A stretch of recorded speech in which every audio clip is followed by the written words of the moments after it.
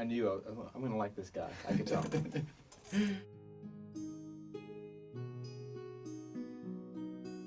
Chris started working in the Walker Center 2 weeks before COVID. Yeah.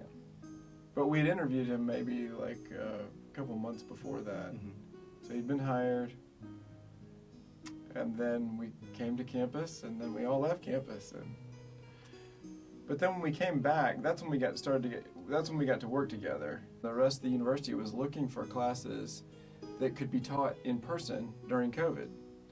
And so we proposed this class. We said, well, we can have a class that's totally outdoors. We'll never even meet inside. And people can be as far apart from each other as they want. So the class was Pilgrimage, Land Ethics, and Leadership on the Trails of Chattanooga.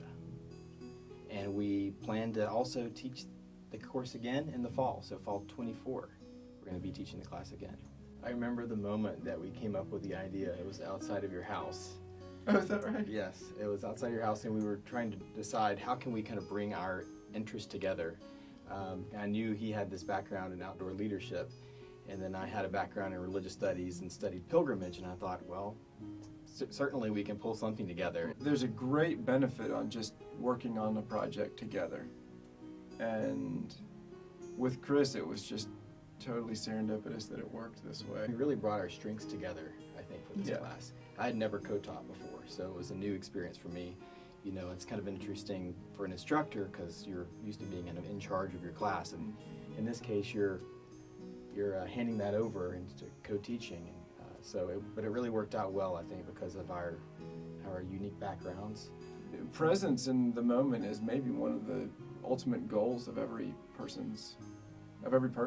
I think that's kind of what a lot of people are sort of pursuing that, whether we acknowledge that or not. I think we're trying to actually find presence in the moment. Hiking definitely is a way to get into that state.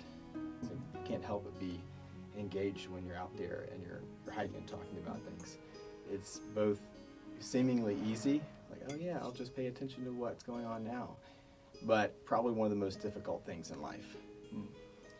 I think that it's supremely important because you can't really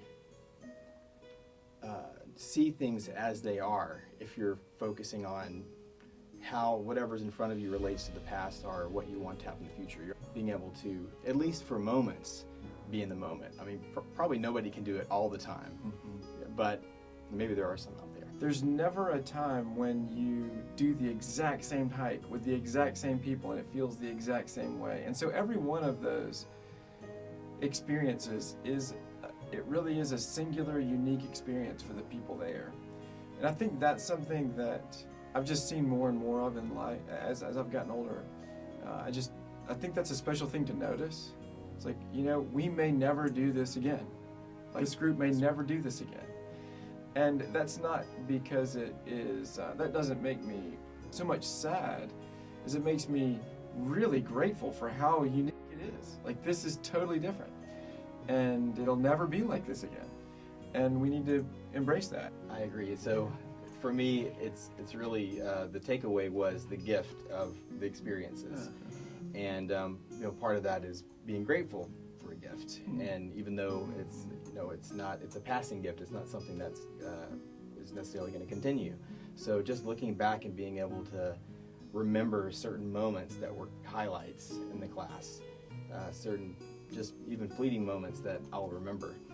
So those are some things that stand out. And also just the sense that nature is our home, our original home. And even if we don't know that and think about it consciously, our bodies know that. I think this is one part of the Chattanooga way.